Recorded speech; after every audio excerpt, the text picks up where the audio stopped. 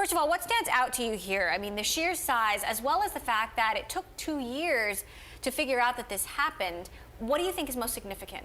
Yeah, so the size is immense, right? I mean, this is the largest number of records stolen in any breach in the history of, well, the internet, right, presumably. The other big thing that stands out is, you know, we say that it took 2 years for them to figure it out or to find it. That's true, but when you have a state-sponsored attack like this, one thing they're really good at is hiding their tracks, right? When you have an individual who's trying to attack a company, they have one main goal, which is to steal as much as they can, presumably build dossiers of the individuals found in it, and then sell that as quickly as possible, right? Because they want to fence it. Whereas when you have a state-sponsored attack, presumably their motives are not to make a quick buck. Mm-hmm. Their motives are, you know, more sinister or at least deeper than that. And so they're very, very good at hiding their tracks and persisting within the network. It's hard to find this out until such a point that you accidentally stumble upon it, basically, because again, they've hidden their tracks so well. And so I think the fact that they found it now is a good thing. Whether or not the state-sponsored attacker is still in the network, I think is still potentially up for debate, right? The fact that there's no evidence of it at the moment does not necessarily mean that they're not there. It just means that they haven't found additional evidence. It's incredibly difficult to ensure that he's not there anymore. Alex, what do you make of that contradiction, that they believe it's state-sponsored, but there's no evidence of a state-sponsored attacker in the network? Well, I actually very much agree with the other guest at this point. You know, to say that it is state-sponsored or not, you know, everyone says that they were compromised by a state-sponsored attacker or an advanced persistent threat. And I think, honestly, I mean, Yahoo obviously knows more than we do at this point, but it's a very common thing to claim to try to absolve yourself of some responsibility. Yep. Further, I absolutely agree that, you know, I would go a step further and say that that network is probably still actively compromised. Because of the breadth of business that Yahoo does, their attack surface is essentially infinite, and it is going to be impossible to ensure anybody that whoever compromised their network is completely out.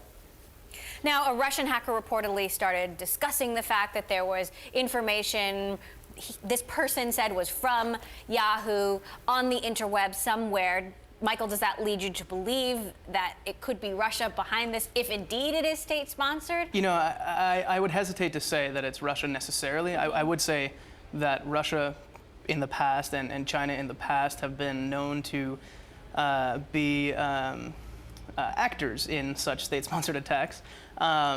And so that's definitely a possibility, right? Russia and China both have immense cyber warfare capabilities. It's definitely a possibility that they could be involved. I think to Alex's point also, incidentally, one thing I want to add is when you're operating at the scale of Yahoo, I think he has a great point. You have such immense surface area that even Yahoo itself is not necessarily aware of every single server or every single application that they support or that they have up.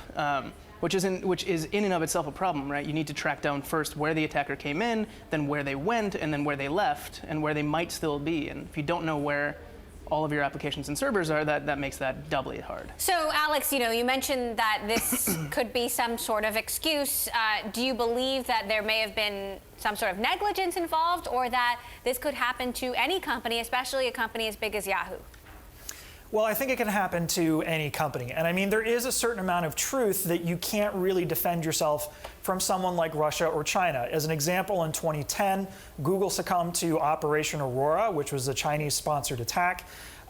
So I wouldn't go so far as to say that there is necessarily negligence involved, because this is almost an intractable problem, because China and Russia can outspend whatever your defense budget is by orders of magnitude, and eventually they're just going to win. So I think it's unfortunate that Yahoo has gotten hit this way twice in the last few years. I also think the timing of this is rather suspicious. We've seen hacks that correspond to big financial transactions, or come out before big financial transactions before, as an attempt to game the market. So I think this is it's really good food for thought to see why is this coming out now, especially considering the Verizon deal that's on the table.